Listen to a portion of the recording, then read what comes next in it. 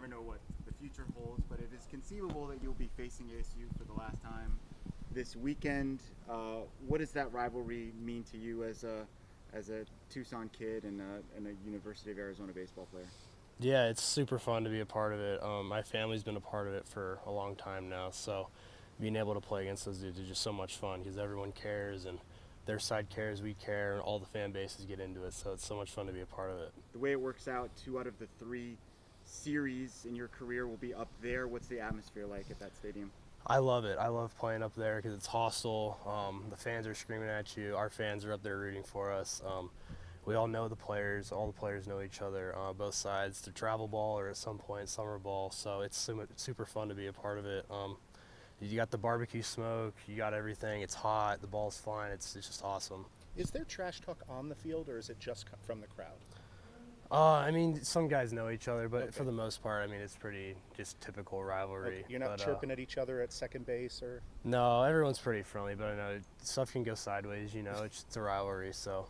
Chip said that's one of the bigger differences between the Pac-12 and the Big 12 is you get a little bit more crowd interaction on the road. How has the team kind of taken to that, playing in a little bit more lively road ballparks this season? Yeah, we're used to it. Being at Corvallis 2 years ago, and then being at a few parks last year, so it's fun. It gets everyone into it, especially on Sunday at West Virginia with Donnie becoming the villain. So he was all excited about that. What are some of the things you've worked on to try to bring down the strikeout totals? Just pitch selection. I changed a lot of mechanical things in the swing this past off season, and I think it's still improving, but just pitch selection for the most part.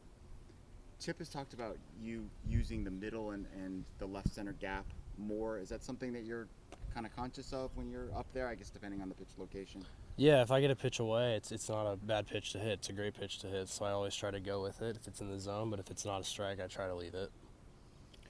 he'd also mentioned that you've kind of one of the players that have tried to step up with Brendan being out. I mean, do you guys feel that absence when you're out there? Yeah, any team with a guy that good is going to feel it. If you look at the numbers, him in the leadoff hole, every time I come up, he's standing on first or second, or he's already scored. So we're trying to replace that, and I think we've done a decent job, but we need to do better about it. But we're definitely feeling it a little bit, but especially when he comes back, we'll be that much better from it. Is he vocal in the dugout?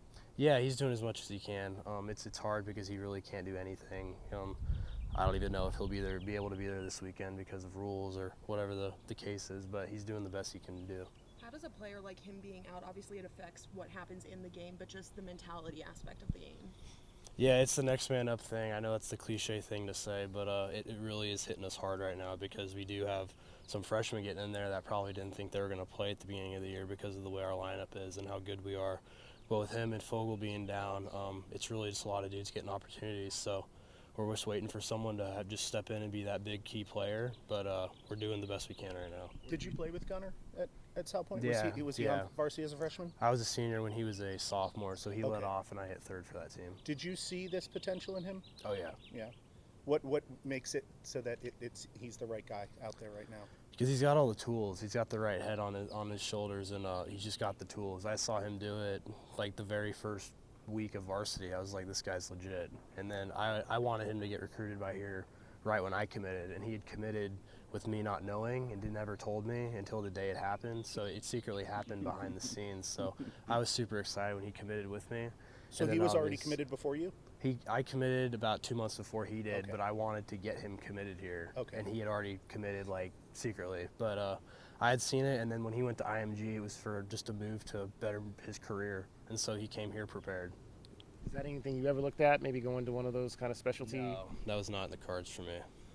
You guys were 1 for 13 with runners in scoring position yesterday, but there were a lot of hard hit balls that just were at people. So when that happens, you come out of it as a team kind of feeling like, hey, we're swinging the bats well and the hits are going to fall. Yeah, it's just baseball. Donnie had 2 lasers just right at the same guy in the same spot in the 2 different situations. But, I mean, he's hit so many lasers all over the field. It just happened to hit the shortstop in the chest. But in a different world, it might be in the hole or go over the guy, and it's a whole new different game. But we don't really get too caught up in the results. We're more process-based, so it was a good process for the hitters last night. Sure. One of the things that Chip has talked about is the defense. I think you guys have 7 errors in the last 3 games. You had 7 in the previous 11. what can you do as a collective to just improve in that area? Yeah, it's just focus and falling back on the basics of practice. I think a lot of things just go fast and guys get sped up and things happen that you can't control. But I think we're doing the best we can, and it's just baseball. You can't predict it, and if it was predictable, no one would watch it because it's a game. What you liked about what veteran Aaron Walton has added to the lineup? Oh, he's come in. He's just a force. I watch him hit every day because he hits right in front of me. So getting to watch him, and then he's always standing on base for me. It's been great. And he's also picking up the RBIs with guys at the bottom half, or even now Garen in the leadoff hole. When Garen gets on, I trust Walt to get him in or move him over, whatever the situation is. Do you have a favorite moment or game from the ASU rivalry, either as a fan or as a player? As a player, it would definitely be the midweek last year. I know there was some stuff that was said like before the week happened, and we went up there with a clear head, and then we put up a bunch of runs, and our pitchers did a great job, and that was fun being up there after the series and go our way down here. I think a month or so before, but that was a lot of fun. I think we hit a few homers. It was late in the year, so that was a good one. And I think that was nine pitchers pitched 1 inning apiece, and was it a shutout? Or It was not a shutout. No. not a shutout, but obviously did really well. What about the 20-0? Yeah, I remember that one. That was a while ago, but I remember we came out just hot. We were swinging at everything, and everything was flying, so that was another good one. Thank you, Mason. Thanks, Mason. Appreciate it.